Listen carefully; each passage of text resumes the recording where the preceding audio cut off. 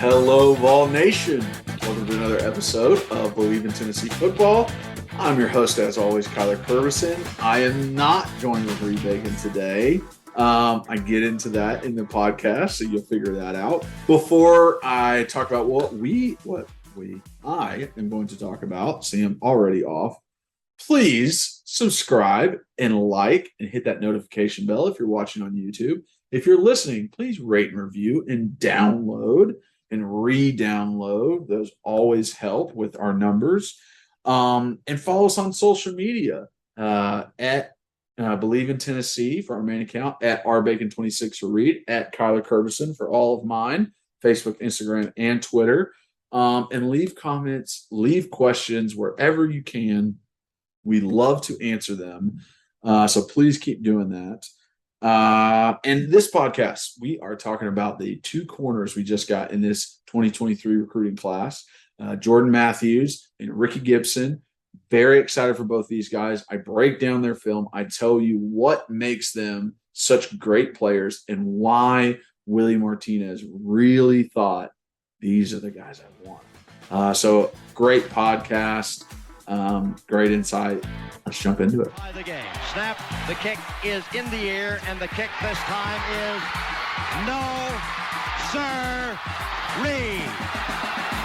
No, sir-ree. Final score: Tennessee 20, Florida 17. Pandemonium reigns. Loads up, fires long for the end zone. The pass is going to be caught. Tennessee wins! Caught by Tennessee to one Jennings. Jennings makes the catch in the end zone on the Hail Mary. Ball down at the 35, to the 40, to the 45, to the 50, to the 45, to the 40, to the 35, 30, 25, 20, 15, 10, 5. What did he do? All he did was score. Joey Pence, touchdown on play number 1. All right, so before we get into the podcast, we got to shout out our number one sponsor, betonline.ag. You guys know I say it every podcast. It is the place to go for all your betting news and odds and sports, everything. This is the place, okay? With BetOnline, you get the most up-to-date fighting news. You get to bet on MLB games going on right now, NFL. I mean, you can bet on anything: team total wins, division wins, individual players, all of it. Okay. So now is the time to sign up. At BetOnline, you can sign up on your mobile device, or you can go online, get a 50% welcome bonus on your first deposit. Just use the promo code BELIEVE at checkout. That's BLEAV. And you get that 50% welcome bonus. So listen, y'all, please use that. Please go to BetOnline when you're doing all your sports betting. It makes things a lot more fun and a lot more interesting. And I always love them. They're the place to go. BetOnline. It's where the game starts. All right. Welcome in, everybody. To another amazing podcast. Super excited. 2 commits today, or not today. One was earlier, but get to break that down. First, let me explain a little bit what's going on. I am recording by myself today. It's been quite a weekend. I just moved into my new place. I have literally nothing set up. Y'all think it's hilarious viewing the catastrophe that is this room right now. That's why my computer is literally sitting next to me on the couch. It's just been kind of tough couple days to get everything set. Reed is not with us today, and you guys could have guessed it. It's because he's playing golf. There was a little miscommunication with Reed. He wanted to go play 9, and I just wanted to break down film. So, in the comments, y'all can let Reed hear it. But, super excited, ready to touch base on 2 of our most recent commits. I'm going to start with the 4-star, which is Jordan Matthews. So absolute first thing I noticed, Jordan Matthews, 6 foot, 165, 4-star, is how absolutely smooth he is on the field. The way this guy, his footwork and his ability to flip his hips is incredible. There were plays in which you see him facing one way, he immediately flips to the other. He adjusts off of receivers running different routes. He can also eye the quarterback, but stay on his receiver. He's able to use a sideline to his advantage, use the field to his advantage, and creep behind wide receivers, which is, Reed would say you want to stay in that hip pocket of that receiver. And his ability to kind of creep up on guys really makes it so hard to throw the ball to his side. I thought he had great shock in his punch, which is a lineman term through and through, but we can also use it with corners. Offensive linemen and corners are very similar in the way they have to defend the guy in front of them. Can't let him get past you. Got to be fluid with your hips. Got to be able to cut him off if you need to. Now, we are a little more violent than the corners, and we get away with a little bit more than they do. Thanks to, everyone around you and harder to see. But the ability to flip your hips and have a good punch at the same time is very much like a center. You're the middle as a center. So there's not really a way that you're setting or a way that you continue to set, a way that your hips are opened up to. No. You have to be able to adjust. So if your guy does cross your face, it's flipping your hips, flipping your feet, and staying square and getting back the other way. Jordan does an amazing job with this, an amazing job of having 1 foot back, hips coming that way, flipping feet, and changing the trajectory of his hips, changing them the other direction. So he does such a great job that he is definitely a cover corner. You talk about the guys who come up and make plays. I think people would say Alante was more of, a tackling corner, a guy who's going to set that edge, who's going to come up, he's not afraid to put his face in the fan. They wouldn't necessarily say cover corner. Now, Jordan is a cover corner. That is what he's good at. That is what he's best at. Doesn't mean he can't tackle. There were a few plays where he did a very good job of tackling. So I'm not going to say that is a weak point at all. But he's definitely a cover guy. If you're putting a label on him, he is a cover corner. His long arms give him such a huge advantage. His ability to punch, like I mentioned before, help with that. I literally saw him put a wide receiver on the ground in his highlight tape when the wide receiver is trying to block him. That's impressive. The wide receiver is running a route and he's really just trying to get around you and you put him on his butt. That's one thing. But if he's coming to you to block and you shock him in his chest and put him to the ground, that's very, very impressive. And with those long arms, it helps him so much in tackling, like we were just talking about. His ability to just adjust and reach and grab a hold of a guy, bring him in, it's understated. You don't really, even as a runner, any wide receiver or running back out there trying to get away from Jordan, maybe might not realize how long his arms are and how far away from him they need to be to get away. Because he could just reach out and literally get a fingertip on that jersey and sling you down. There was a few plays on his highlight tape where it's open field tackles. It's coming up. You got one guy, and his ability to break down and just arm length, spreading those things out, it narrows the field for that guy. It makes it seem like, oh, no, I have nowhere to go. It's the same as, in basketball, trying to get around a 7-footer with huge, long wingspan. It's very hard trying to drive the basketball past them. It's very, very hard. They're so big, so large, you can't get around them. his long arms do the exact same thing. They set him up with the ability to make those tackles that maybe a normal corner wouldn't be able to, or maybe a smaller corner, let's say, wouldn't be able to.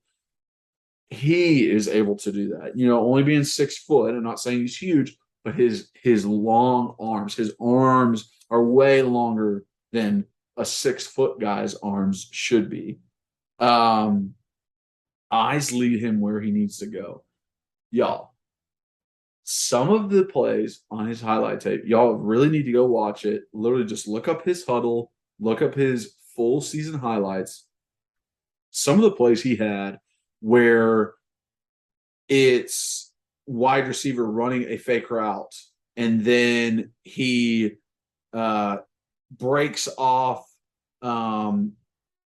realizes something's happening, sees that a block is coming towards him, is able to shed and then go make a tackle on a running back running the ball. Like, his eyes never fail him. His ability to see the ball coming, to adjust. You're watching the wide receiver as you start in your back pedal as a corner, trying to figure out what kind of route he's running. Then you're transitioning your eyes into the backfield, see where that quarterback's going with the ball. Then once that ball's in the air, it's tracking your wide receiver and then also tracking the ball. Like, that is a very, very difficult thing to do. And his eyes do not deceive him. His eyes are the reason why he has success out there, and the reason why he has the capability of getting to those ball carriers, being that elite defender. It's really impressive. Very, very impressive to see. There was even a play where this man absolutely sniffed out a screen. And it's one of the most impressive plays I've seen, honestly. One of the most impressive plays I've seen. His wide receiver runs a lazy route, running a slant across the field. They are running a screen back the way that wide receiver came. He runs a lazy route. Jordan picks up on this. Hey, wait a second. Why is this guy being lazy? He trails behind him. He stays with him. All of a sudden, he gets the cue from the guard. He sees the guard start to run out onto the field immediately. That's not right. That's not where he's supposed to be. He's not allowed to do that. This has to be a screen. And redirects, finds the running back through 3 offensive linemen. You can't see the guy. He's a lot smaller than everybody. Finds him through the 3 offensive linemen, goes on the appropriate angle, and tackles him as soon as the ball gets there. There's no opportunity for that guy to go anywhere. You rarely ever see a defender meet the pass catcher on a screen when he catches it. You rarely ever see that. And on a screen with offensive linemen, it's usually a linebacker. It's usually an outside linebacker, maybe a middle, that is manned up on the running back. Not a guy who's manned up on a receiver out to that side and is able to just react immediately off of it. Have great eyes. Tell what's going on in the backfield and read an offensive lineman. You just told me a corner read an offensive lineman to figure out what play it was. Color me shocked, honestly. It's very, very, very impressive. I can't tell you guys. This is not what people are taught all the time. It's not even what guys are taught in college. They're worried about the wide receivers, their footwork, their alignment, what kind of option routes they would run. If they step with this foot, what route they're running. They're worried about the quarterback. They're worried about, their own schemes. If I hadn't cover 3, who do I know? Do I know if someone's in front of me? Is someone behind me? Do I have help inside from a linebacker? All that kind of stuff. You don't think, hey, they're also learning the technique of offensive alignment. They're realizing what this fake pass set out into the field looks like for offensive linemen, and he's adjusting off of it. Absolutely incredible. Absolutely love that play. One thing I did notice, no interceptions on his highlight reel. And most people at first would go, oh, he's good at pass deflections, but he didn't have any interceptions. He's not really a ball hawk. I don't think that's it at all. I think it's because quarterbacks won't throw over there. They don't want to test that man. He is a cover corner. He plays man a lot. The only kind of routes they throw to his side are hitches, comebacks, slants, things like that. They do not want to throw a 50-50 ball up to him. Because the ones they did have, he batting them down every single time. And I don't think they want to get a ball picked. They go for the easier throw. I'll say that. So I think that's why he might not have any picks on his highlight reel. But, man, Jordan Matthews is impressive, dude. That play dissecting the screen was just – it was incredible. I seriously have not seen a play like that out of a corner, and I thought that was a true testament to his ability and what he has going. And I'm just so excited. I can just tell Willie Martinez is putting in that damn work. I can tell both of these guys being the players that they are, the impressiveness I've seen out of them. I'm about to get into Rickey, but just want to say Willie Martinez and his selling point of the university and him being the great coach that he is, it's like, oh yeah, that's why they're coming here. Because Willie Martinez, the great coach that he is, the amazing personality that he has. I freaking love Coach Martinez and the, eye for talent. Listen, this wasn't hard to figure out at all. That this guy was talented. Obviously, he's a 4-star, and I'm going to pull out my iPad real quick and play the role of Reed here and name off those offers because I know Reed absolutely loves to do that. So, this is another thing too. You look up on 24/7, Jordan Matthews, by this Mike Staunch, whatever, says 100% committed to Texas.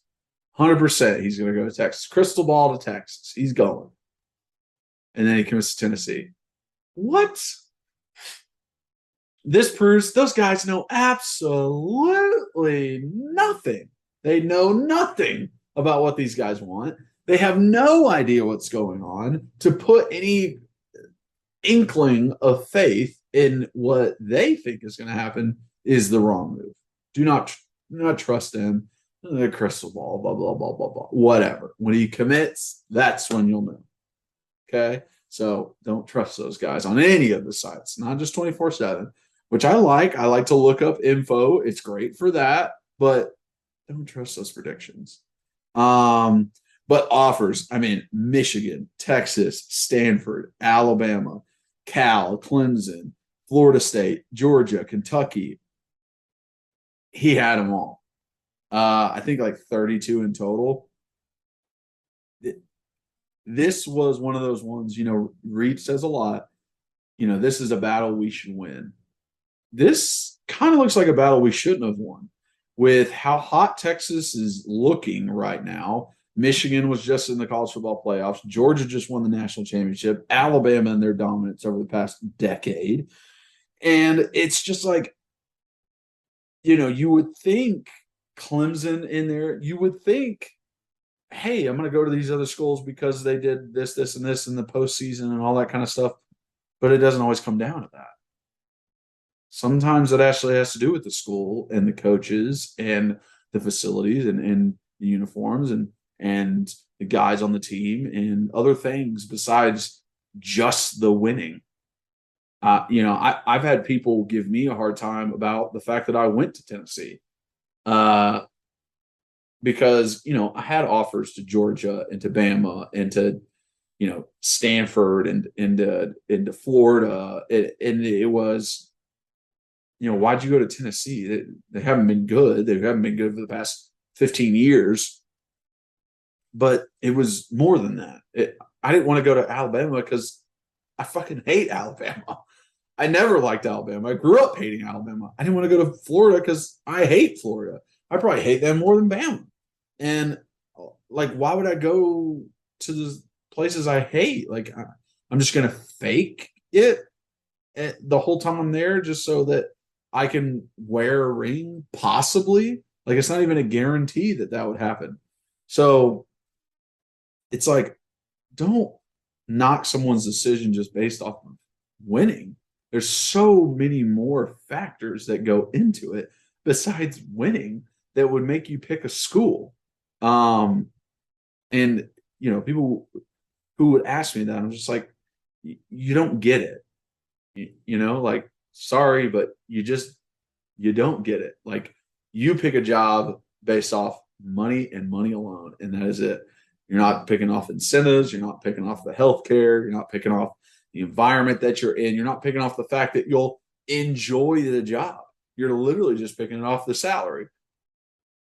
And I don't really want to live a life like that. You know what I mean? I didn't really want to have a college experience like that.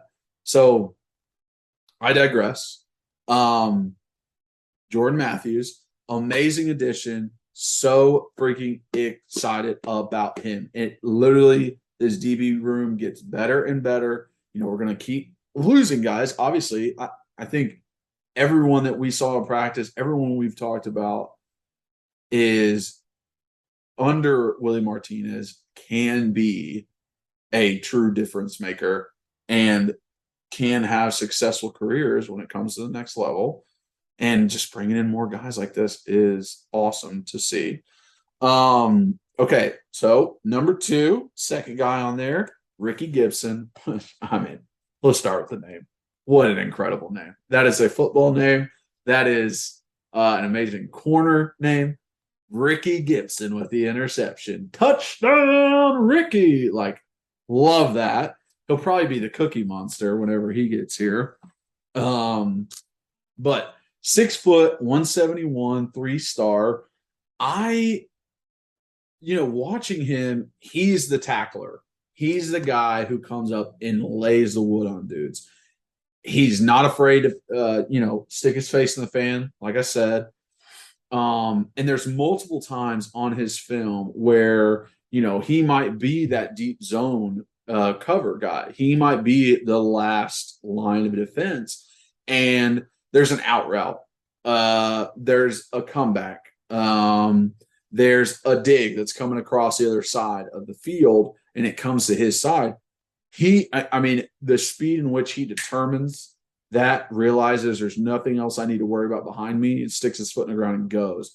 And he's going for blood. He's not going just a pitter-patter breakdown, and then the guy jukes him out. No. He's going to lay the hammer on him. He's going to hit him as hard as he can. He wants to get a free shot. He really does. He wants to get a free shot on a dude, not let him know what's happening, and just be able to straight take him out. So I absolutely love that out of him. I love that dog mentality in him. You get that dog.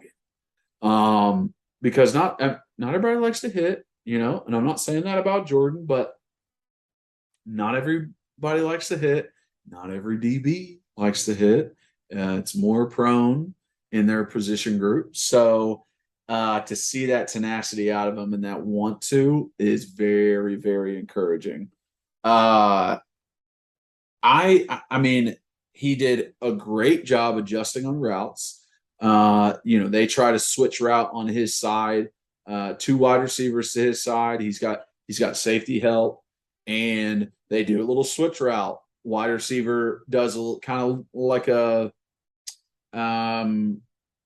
post and then streak. I mean, I'm not going to know the terminology. I'm a damn offensive lineman. Look at me. I'm slow as molasses. I'm, heavy as hell. And these knees aren't going very high on those sprints. You know what I mean? So anyways, it's like a post and then seam, and the other guy runs a dig and then up, or out and up, I guess. Yeah, so out and up. And he rides with the guy on the post, realizes the one underneath on his out route, breaks off, comes down for the out route, then realizes, no, it's not an out route. Guy's turning up the sideline and running down. And he adjusts off that, flips his hips, runs down the sideline with them, batted ball, pass deflection. That is an amazing play in and of itself. If a DB coach was wanting to teach how to work that play out, that is how you do it. He took away the post, he took away the out route, and he took away the go route. He took away 3 different routes in one play. That's pretty damn impressive. So Rickey showing up like that gives me hope. I absolutely love to see it. Then some of these plays he is making in the run game are so good. And it's not the tackle. It's not the tackle that impresses me the most. It's the amount of effort he puts in and the knowledge behind it, okay? As a corner, you have to realize you're the last line of defense on a lot of stuff, and you are the one to set the edge on the play. Multiple plays, there's no wide receiver to his side. He has to come in closer. What does that usually mean? A tight end or maybe even an offensive lineman is coming out to block him, a bigger guy. He's automatically in a disadvantage. So what does he do? He sticks his hands in the buddy's chest. He stays outside leverage. He does not creep inside. Even when a ball carrier might look like they're going to run inside, he does not creep. It happens all the time, even in college, even in the pros, where a corner creeps back inside thinking, oh, I'll snap in there, make the tackle, running back jump cut outside. Now he's got full grass. He's got green grass all the way to the end zone. He stays outside. He forces the ball carrier in, does not let him get that edge. A ball carrier wants the edge. He forces him in, makes him redirect, and on one of the plays, let me tell you something. This guy redirects, takes it inside, and is a good 7-8 yards ahead of Rickey. Good 7-8 yards before Rickey starts running. The safety helps a little bit by forcing the guy to kind of run downhill, kind of towards Rickey's angle. Rickey hawks this man down, and instead of going for the tackle, what does he do? Goes for the ball, rips that sucker out, punches it out, gets it on the ground, turnover, and man, it's such a beautiful play. The fact that he forced him inside, he did exactly what he was supposed to do, even though there weren't guys in there right away to make the tackle. He did exactly what he was supposed to do. Ball gets past him. Does he give up? Does he stand there? Does he say, oh, well, I did my job. I forced him inside of you linebackers. Why didn't you make the play? No. He puts his foot in the ground. He turns, runs straight for a pylon, and tries to catch up. He does catch up. He uses his speed to. What does he do when he gets there? Not just a prototypical tackle, not just trying to get the guy on the ground. Not enough. I want the ball. I want the ball. I want it for my team. That's mine that you have, and I'm going to take it from you. So he does this incredible play. Then about 2 plays later on his highlight reel, what does he do? He's out on the edge. There's no wide receiver out there. Who's coming up to block him? Looks like a leading blocker. It's a tight end. He's bigger than him. Already he's at a disadvantage, Rickey is. What does he do? Puts his hands in his chest. He sets the edge. He does not let the running back get the edge. He makes him bump inside. This time, his D-line and linebackers are there. Running back has nowhere to go, gets scared, realizes he has nowhere to go, says, screw it, I'm reversing field, starts running back the other way, trying to get away from this whole pileup that happens. What does Rickey do? Shed block and just starts chasing, hawks this man down from behind, just big leaping jump over top, takes him down to the ground. Another effort, tenacity kind of play, having the right technique that really just impresses the shit out of you. He's not, as smooth as Jordan, I would say. He's not the one to, flip those hips all nice and smooth and have the best footwork. But man, does this guy have effort.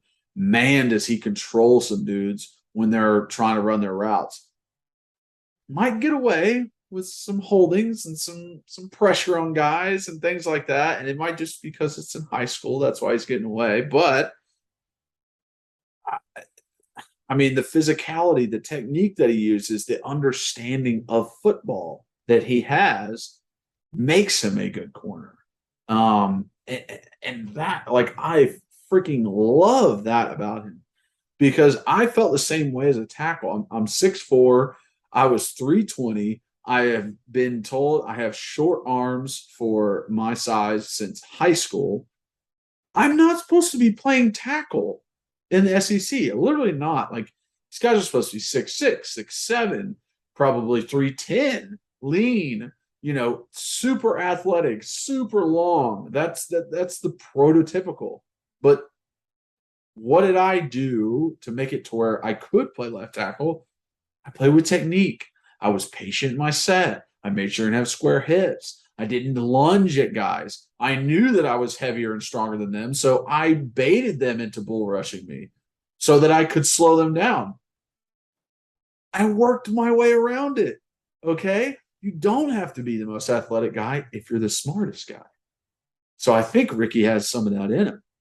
He's a smart dude. He understands the game. He understands how to play the corner position, which I absolutely love. Absolutely love. But besides that, there hasn't been much news going on. We went to our practice. I'm hoping you guys very much enjoyed that podcast. This one's a little short and sweet. One, because I don't have Reed here to, tell me how I'm wrong or, talk about his salad that he's shoving down his gullet. But another thing is, like I said, life is a little discombobulated. I got stuff everywhere in my apartment right now, and nothing is set up. I'm recording on my phone. I don't even have my camera. I don't even know how I'm going to edit this thing, but that's why we're keeping it short this week. I very much appreciate you guys. Y'all are the best. Oh, wait, before I go, Rickey, I got to do my read part. Okay. I got to call out his offers. So Rickey and his offers: Arkansas, Auburn, let's see, Florida State, Georgia, Georgia Tech, Indiana, Kentucky. So, I mean, we should really win that one. I think Georgia is probably the one that you could consider better. But like Reed said, like, we should beat Arkansas. We should beat Auburn. We should beat Kentucky. We should beat Florida State. We should beat, Georgia Tech, Indiana, Kansas, like those guys on here. We should definitely beat them. So we keep stacking these commits, keep stacking this stuff, keep winning these ones that we are supposed to win. And it's going to be a good 2023 and years after. So very excited about that. Thank you guys for watching and listening. If you are watching, please subscribe and hit that like button and leave a comment. Please roast Reed for not being here. And come up with something. I think Reed has a little bit of sensitivity, and I love getting underneath his skin. So it's always so much fun. And I can't wait until he watches this and just sees me rip him, even though we've had conversations about it already. But if you're just listening, please rate and review, download and re-download. It helps every time, and share with friends and family. Let them know that, if you want what the recruit really looks like and they committed to us and how do they really look, come here. If you want, how's our team looking? Guy gets to go to practice and break down the entire thing, come here. If you want entertainment on Golf Talk, come here. This is the place to be. So if you want to follow us at Believe in Tennessee on Twitter, at rbacon26 for Reed, at Kyler Curbison for all my social medias. And I think that's it. I think that's my whole spiel. I'm a little off right now, like I said, so I might be forgetting stuff, but thank you guys for being the best fans in the world. And as always, go Vols.